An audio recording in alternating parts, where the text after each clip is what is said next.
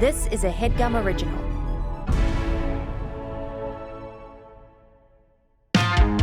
Jake and Amir, two Jews that you can't forget. In 2010, they were big on the internet. And all things considered, their success is more than fair.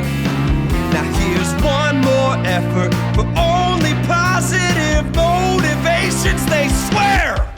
Segment. Another podcast. Segment. Each app different from the last. Segment. It's the Swiss Army knife of shows.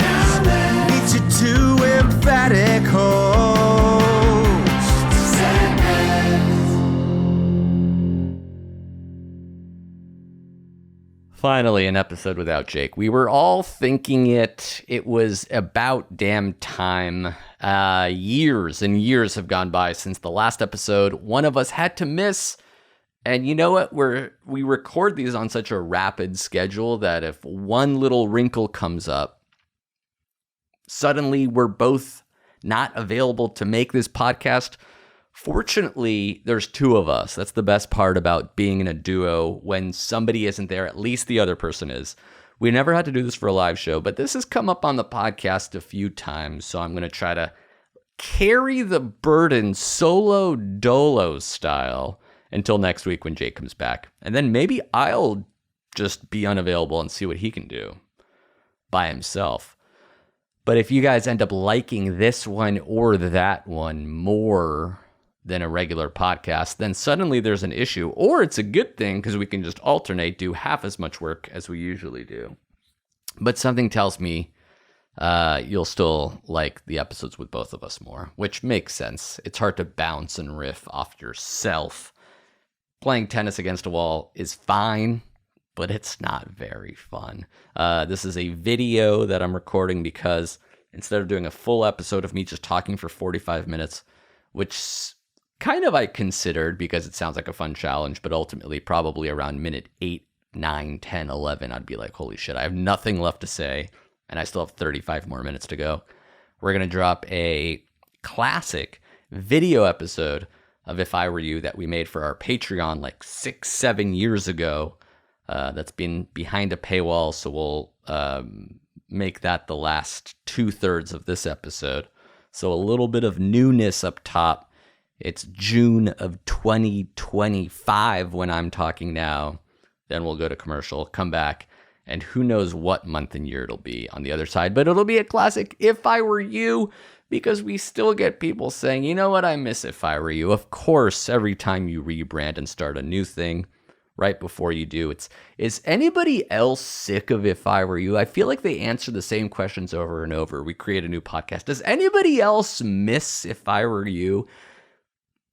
That line of questioning always angers/annoys me. It's sort of a pet peeve of mine. Does anybody else, like I see a tweet or a Reddit post, obviously I love all of our fans, but I'm saying for other people or other things, or even Jake and Amir related things, does anybody else hate this universally adored thing? Yeah, I'm sure somebody else does. Does anybody else love the commercials more than the actual basketball games? Yeah, I guess 1 to 2, 5, 6, 8 people of the millions of people watching, suddenly people are talking about it and it seems like it's a movement. But it's not really a movement. It's just you found a few other people to complain with you. So yeah, does anybody else like it when Jake's not fucking here and it's just me? Does anybody else actually prefer these episodes? Yeah, I'm sure somebody else does somewhere out there. I thought I could talk about two things that are kind of related that I watched recently before we get into the If I Were You section of the show. Mission Impossible Final Reckoning, Nathan Fielder's The Rehearsal. Kind of unrelated, kind of not. Here's what I'm thinking. Both really impressive airplane stunts. I can say for both of them, can you believe that was actually them on the plane? Can you believe it? And also for both of them, I would say, I really, really loved it. I just thought I would have loved a little bit more if they were both a little bit funnier, because I know that those two guys are capable of being even funnier. Of course, that wasn't the point of that movie, or perhaps the point of that episode, as much as the craziness that we witnessed. Holy shit, I can't believe they pulled this off for both. But my Mission Impossible fandom was born out of the ability to create comedy and cool gadgetry and the stunts. The Mission Impossible stunts were obviously incredible and nothing that anything has ever happened before. And while they're happening, you're like, holy shit, I can't believe this is happening. Not unlike the rehearsal, I can't believe Nathan Fielder pulled off the ability to fly a 737. Somebody who, before 45 minutes earlier, we didn't even know if he could fly anything. He's like, oh, I guess he's been learning how to fly small planes. That's really impressive. Holy shit, he's flying a 737 within 45 minutes. Both really, really impressive. Loved them both.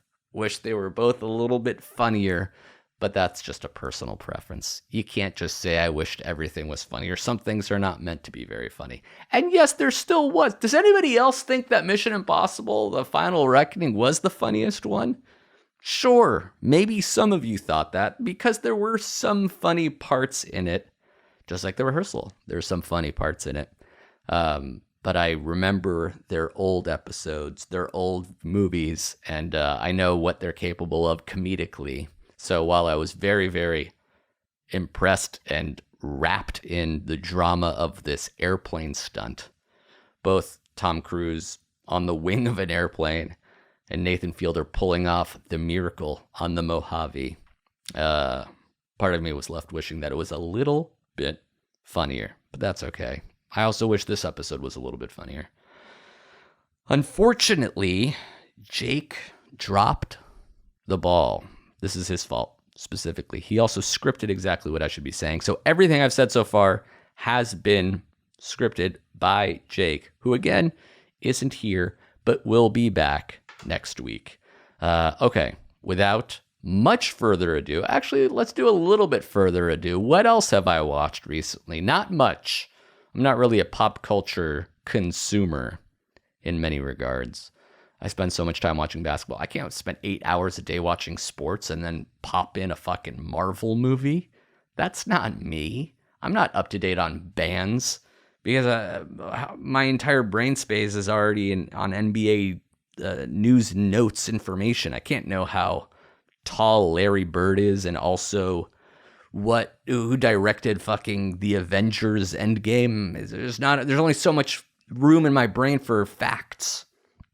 Although I do think Larry Bird directed one of the Avengers movies. Maybe that was Brad Bird. Maybe that was a Mission Impossible movie. Anyway, I'm rambling. I'm digressing. Let's take a break, come back, and a previous version of us, a pre-COVID version of us, will come back and discuss, chat, talk, and give advice the way we only knew how to do back in the day. Thanks for listening. Thanks for watching. We'll see you soon. Thank you to Rocket Money for sponsoring this episode of our program. Holy smokes, Rocket Money, a personal finance app that helps you find unwanted subscriptions and then helps you cancel said unwanted subscriptions so you're not wasting much cash anymore. Subscriptions that you probably forgot about, subscriptions that are costing you money in perpetuity, because that's how they get you. Rocket Money says no more. And then they also have other tools that help you save money and cash in the long run and short run. Rocket Money has over 5 million users and has saved a total of $500 million in canceled subscriptions. Wow. That's a lot of cash, saving members up to $740 a year when they use all of the app's premium features. I've said this before, and I'll say it again. I used Rocket Money, and I found out I was subscribed to an app, a fitness app, that I completely forgot about because I wanted to, become more flexible for about 3 weeks and then forgot how to access the app, but they kept charging me. Rocket Money said, BT dubs. If you want to cancel that, we can make it easy. And they do cancel your unwanted subscriptions and reach your financial goals faster with Rocket Money. Just go to rocketmoney.com/segments today. That's rocketmoney.com/segments. rocketmoney.com/segments. Thanks, Rocket Money.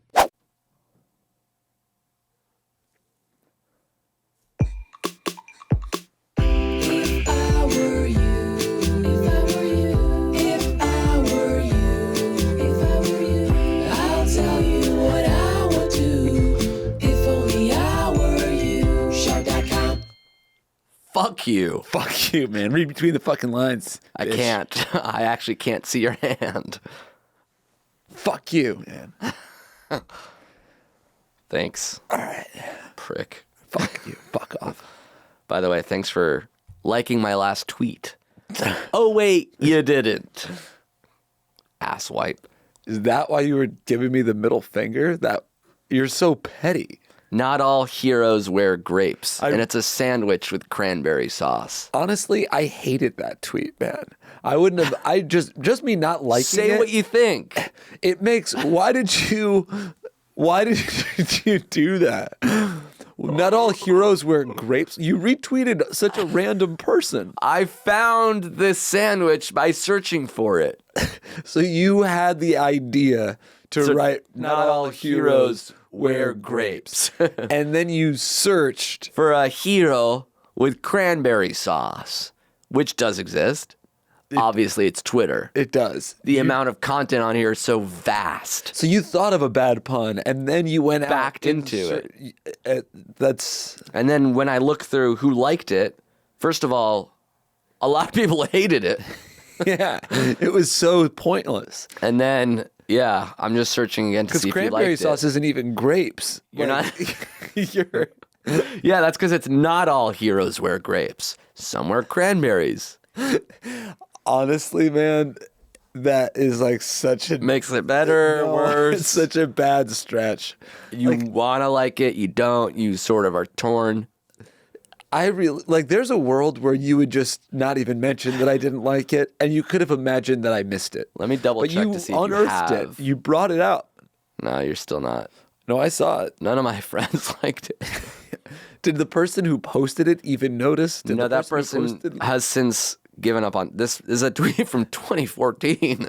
It's a 2014. It's a tweet from 2014. Yeah, this guy's really? not even active. It's such a bad pun Because I had to it's find not it. even I in had to the find zeitgeist. No, because it's old. It's the idea of a gyro with And now cranberry it yogurt. seems like you're coming around on the idea that it's bad, right? So you're mad at me for not liking what you. I'll delete it for now, and then I'll repost it tomorrow to see Let's- if maybe it was lost in the because we just had a holiday weekend. The holiday weekend is the only time it would have worked. 'Cause of it's not gonna- cranberry. yeah, it's not going to do well next week. All right, This stuff shouldn't weigh on you so much, by the way. and it didn't until I heard the theme song, and then I saw you, and I'm like, wait a minute, Yeah. and I connected So it did. the dots. So don't say that it didn't, because it did. Because like you didn't. It's like I couldn't fucking sleep last night over yeah, it.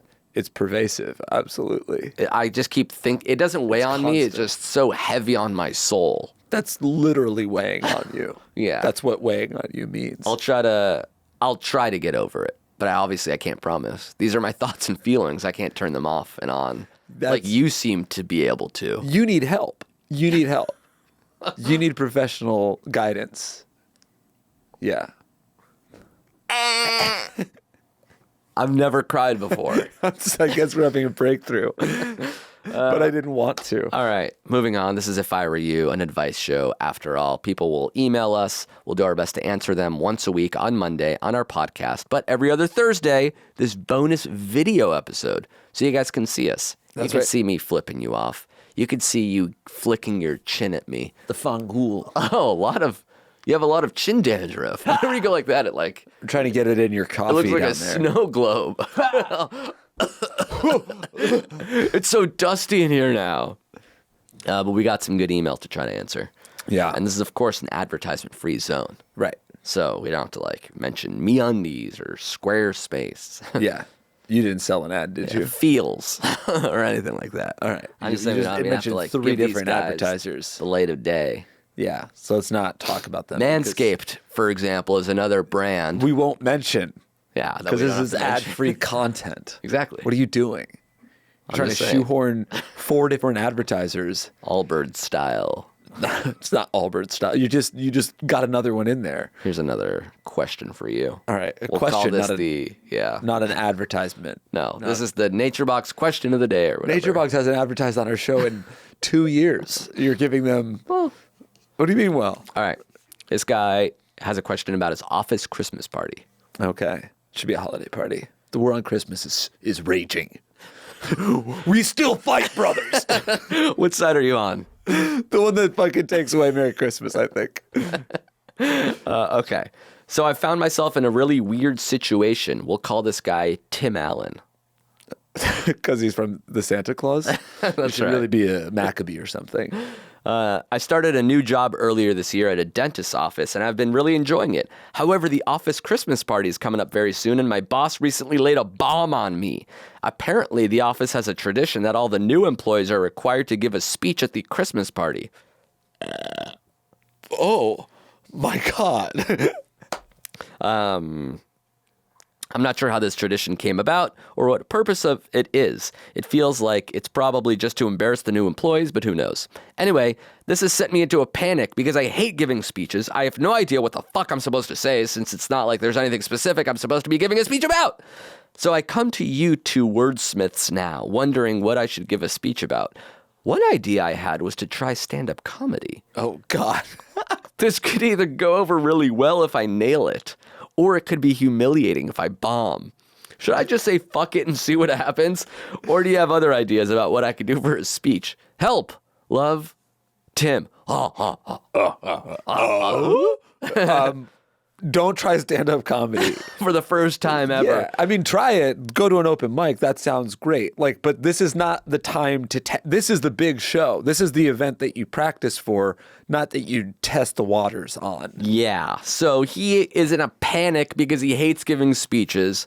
It's a new job, office Christmas party. He's thinking stand up. It's like, I don't want to give the speech, but maybe if anything, I'll try stand up. I don't want to give a speech, but maybe I'll try something a lot harder, which is to make all these employees that I sort of know laugh in an office Christmas party setting.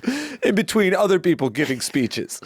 Why don't you keep it short and sweet? Yeah. I once did stand up at a battle of the bands because I was funny. Yeah. And I said, stand up is easy. I've seen stand up. I can do it. And it went so poorly that I haven't done stand up since. Was this it 14 emotionally years ago. scarring? Yes. Really? I was like, oh, I'm not funny. Did you? That went poor. Obviously, nobody reacted. There was no part of you that like, you know, justified it in your head. Like, that was just a bad place to do stand up. People Yeah. were there to see their friends' bands, and I tried stand up, and it was a wrong. My timing was bad, but I'm okay. My timing was bad, but in comedic. terms of when the jokes happened, So you like walked off stage. I was like, wow, that was eye opening. Walked right into an accounting class. I'm like, well, I guess I should be doing this with my life. Do you remember any of the jokes that you told? Yeah, I think I told you this.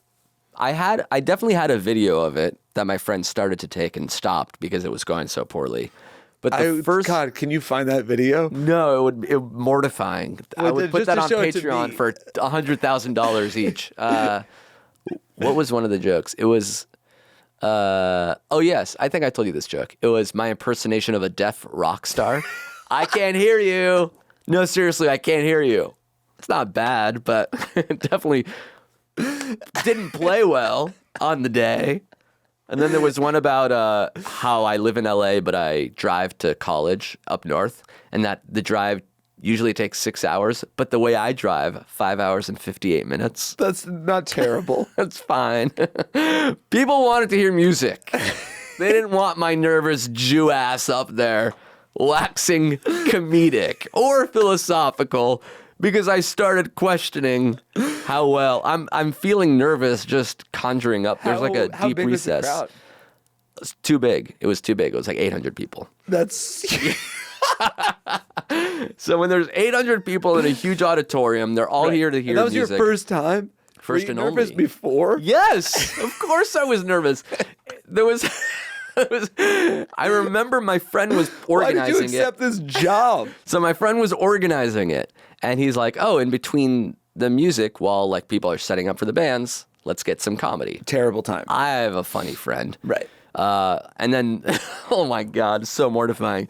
I went to like a planning meeting about the show where he's like wanted to vouch for me. And then he was like, then my buddy Amir will do stand up. And then they were like, can you like give us a few samples of what you'll do? I'm like, basically I'll talk about this. I don't know. The jokes haven't like been fleshed out yet. I was too nervous to even perform it at the meeting. I fucked up so bad. I was nervous before, terrified when it started, and sad when it ended. There was no redemption. It never ended well. You knew the jokes when they asked what they were going to be, right? Yes, and I was too scared to say them for fear of them not doing well. I'll do something about driving. It'll be like, kind of like, but not really this, because this isn't funny unless you guys like it. It's 6 hours, but the way I drive is 5 hours, 58 minutes, but I'll change it. Like, the way I deliver it on the day will be good. Was that a laugh? Was that a laugh? No, sorry, I'm eating a chip. All right. It was bad. Anyway, don't do stand No, up. hold on. I have more questions. Who was at of your friends, who was at the stand-up thing? A lot of like half acquaintances, because I think it was my freshman year. So like people who lived on my floor were there, and they're like, "You're funny, man," but like maybe just, like that was a tough environment, like you said. What were like? You got pep talks afterwards where people like, Yeah. hey, that. Like, yeah, I don't know what the deal was. I think some guy literally yelled, "You're not funny," during a silence after a joke. And that got the biggest laugh of the evening. So basically, it's a miracle I'm still here today. So the idea of doing that in front of coworkers that you'll have to see every day, not that this guy will bomb as much as I did, because that was a particularly bad situation. However, you don't even want to risk it, because like, what if somebody is offended or doesn't find you funny, and then your work is your safe space. I think there's two things that are going on. Like, I get that this guy wants to maybe try stand-up, and I think that's cool. And you should go to open mics and do it in an environment where people are gonna let you sharpen your comedy tool. But this thing is not a stand-up set. This is a small speech. Yeah. That you. The smaller, the better. Yeah, and I would use it as an opportunity to say thank you for the work that you've been able to do so far. You're looking forward to working with everyone in the future, and then say, I believe that the future here is bright. Ding. As a smile is harikari.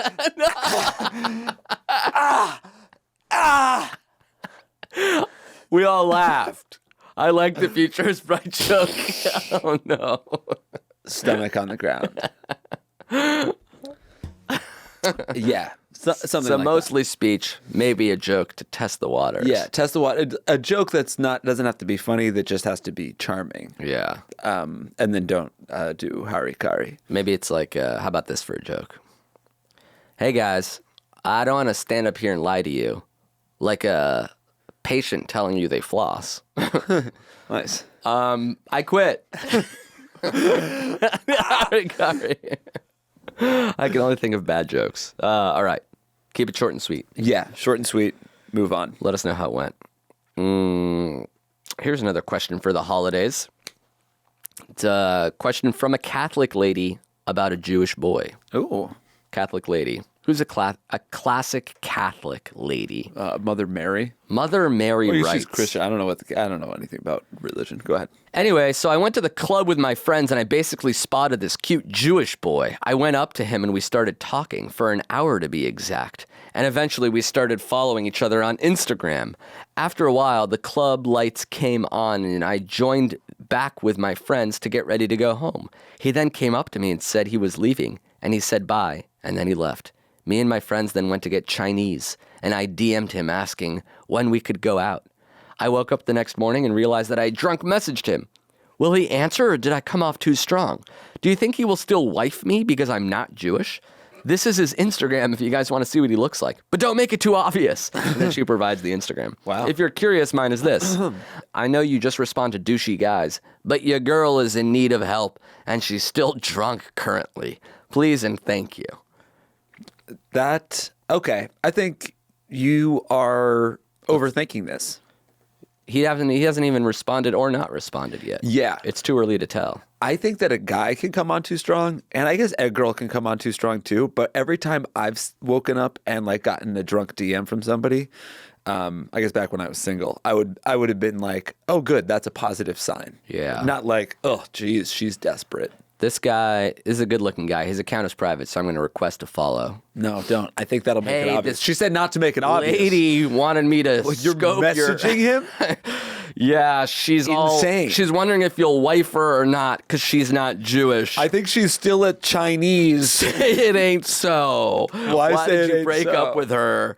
You fucking asshole. You prick. This is all one message? She's gonna ruin your life if you don't date her.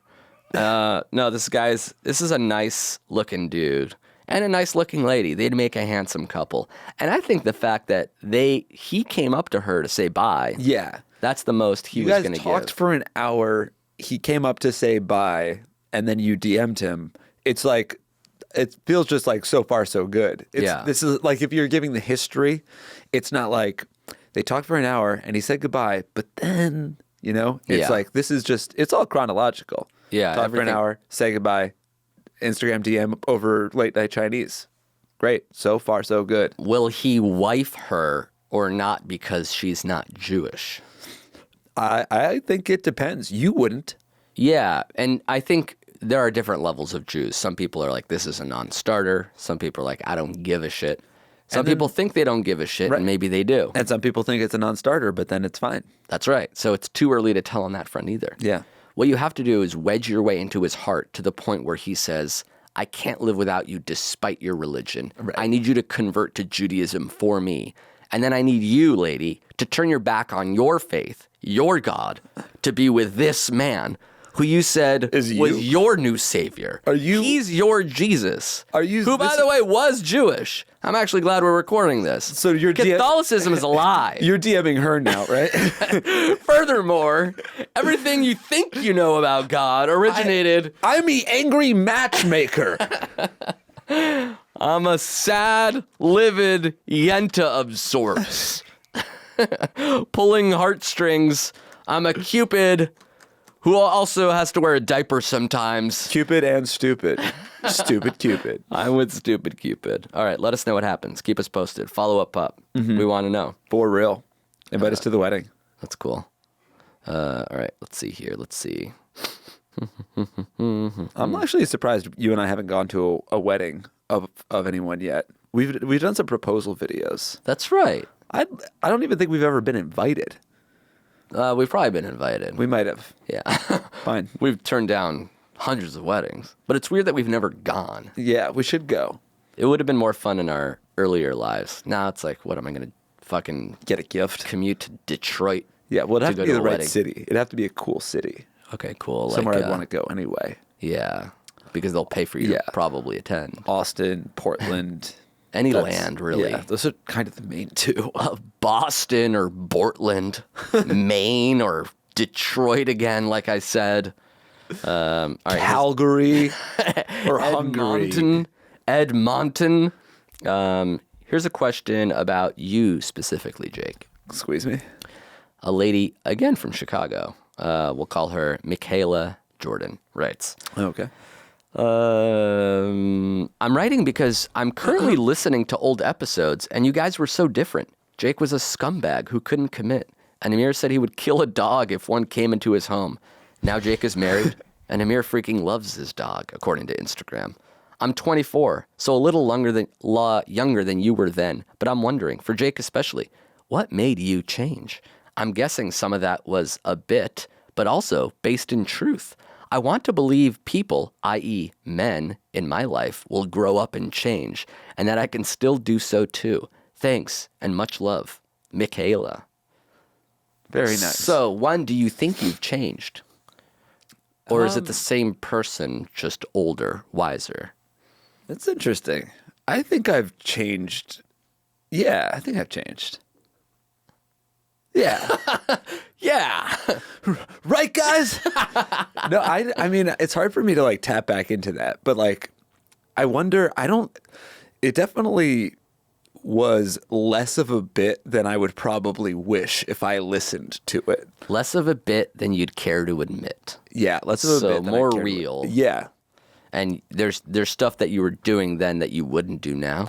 Yeah, but I think there's still like the same kind of, at the heart of that was like, sometimes everything is great. I think I'm awesome, and I make stupid decisions when I'm at the height of like my confidence. And then the next day I'm like, I'm a piece of shit. What is wrong with me? And that happens now, except I'm just doing things that are slightly less damaging. I see. So you're still making mistakes, but the severity of the mistakes are smaller? Yeah. I'm not like destroying relationships like I was back in that day. That's cool. Which is better. That's an improvement. But have you gotten the opportunity to destroy a relationship and you said no?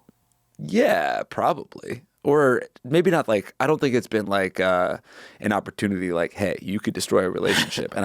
My willpower is like, I don't think my willpower has gotten much stronger, to be honest. Interesting. But I have definitely gotten better at knowing myself and being like, I go that way, and that becomes that decision, like destroy a relationship or not. And I'd probably choose the destroy a relationship one. It's almost like any addiction. You're like, I have to stop cold turkey, because it's not like I would die if I had a drink, but then that would lead to more destruction. Yeah, it almost feels like a wooded path. And you're like, I know this one goes to a bad place and this one goes to a better one. And it's easier when it's all woods to be like, I'll go this way, than when it's like shiny object or normal object. Shiny object is usually So more your level enticing. of maturity is just deciding not to go to the place that would make you make mistakes. Yeah. More so than going all the way to the mistakes and saying, not today. Right. And sometimes, you go halfway to a mistake and then you're like, I got to double back here. I've been here before. But I don't know if there was like an inciting incident that made me change except for meeting Jill. Oh, you think meeting her changed you? You weren't changed and then you met her? I feel like the healthier thing to say is like, You have to love yourself before you let someone love you. but it really kind of was just Jill. So good luck. So you have to find someone that will change you. The opposite of what most people say. Yeah. Don't love yourself or work on Right. you. Yeah. You have to find someone that will require Find someone, right. Find you to be healthier. Yeah. Find someone that's worth changing for. That's cool. I'd say change on your own, but it's really fucking hard. And I still don't like dogs. I just like my dog. That's right. Yeah. So like I don't see a dog and go, oh my God, I have to pet the dog. But I like Luke. Yeah. So, but like that's changed from I would never have a dog. That's to, right. I do love my dog. Yeah. Now I'm like, oh. So people change incrementally, and it's hard to notice over time. But I bet if we listen to like episode 5 or something, God, dangerous. Is that the one where I advocated shutting down every... Humane Society? Yeah. Maybe. It's like, why do we have funds for that? Right. Or the episode where I told people that they don't have to get tested for STDs. Yeah. Yeah. Well, you still tell people not to get flu shots. So I have a little bit of a cold now, actually. Really? Yeah, I should have gotten that shot. Well, the flu shot wouldn't stop your cold if it makes you feel any better. That is good. Unless this now devolves into a flu. Right, that's what I'm afraid of. In which case, I told you so. We'll wait till I get sick or not. I might get better That'll be tomorrow. on your flight back to New York. That's right. All right, we have a few more minutes if you want to chat about anything else. Yeah, let's talk again about your stand-up at the Battle of the Bands. Yeah. So Berkeley, California. So when you left, you didn't finish your set. I ended it early because I said, this isn't going well, is it? And people laughed at that. I'm like, all right, I'll leave you with my one closing joke. And what was the closing joke? God. It's funny that you're like self-aware to be like, hey, no one's having fun, but I'll leave you. Because what if I fucking nail this last one and you guys want Could me it to have gone stay? so well that you finished your set? You gave them your B material? The last one was a callback to a joke I had to skip because I was too nervous. Sorry, that would have made sense if you guys didn't freak me out to the point where I didn't say the first one. Bye forever. Yeah, I stopped trying to do stand-up after that. And I still get kind of nervous when, like, we have to, like, it's come up a couple times where we, like, MC a show. Right. Where it's like, all right, we'll do a little shtick up top, which is fine. But then, like, in between the acts, you go up there and introduce the next person. I mean, I've gotten more comfortable with those not going well because you do learn, like, oh, when you MC an event, people aren't really here for stand-up. Like, you just have to fill time. Like, you're not going to crush. And we've, like, avoided doing jobs like that, I think. I do sometimes, like, when I'm bored, I'm like, should I try stand-up? Like, it might be fun to just, like, have 10 good minutes of material. Yeah. but then never to the point where I'm writing jokes, going out and performing them at open mics. Yeah, well, the problem is, like, your first jokes that you told seemed like they were fine starting out jokes, but like most people do them at open mics, they get involved in the stand-up community, they finally tune all their material, and then they do big shows. You went and performed for 800 people with brand new material, jokes you had never tried anywhere, And then quit instantly. The opposite of how one does stand-up. But I also would not do. I never even had a experience where I bombed, but I just wouldn't do. Like if everything went away and then you had to start from scratch, does the idea of like performing stand-up excite you at all? I think there was a time actually when we were like doing when You Hated Dogs and I was a despicable man. I thought it'd be cool to do like a one-man show. Oh yeah. You know what I just recently watched was the Mike Birbiglia one-man show on Netflix, which was really funny. You should watch that. Yeah, but I also just don't, like, now is not a time for me to do a one-man show. Right. No one cares about my plight. Back in 2013, a guy that had sex too much was interesting. Now you're the worst person imaginable. All right. Well, check us out on the road. I'll be at the Chuckle Fuck factory. And I'll also be at the Chuckle Fuck sweeping. All right. Thanks so much for watching. We'll be back very soon. If you have any more questions of your own, send them to ifiwereyoushow@gmail.com. Thank you for subscribing. We'll see you guys very soon. Bye, everybody.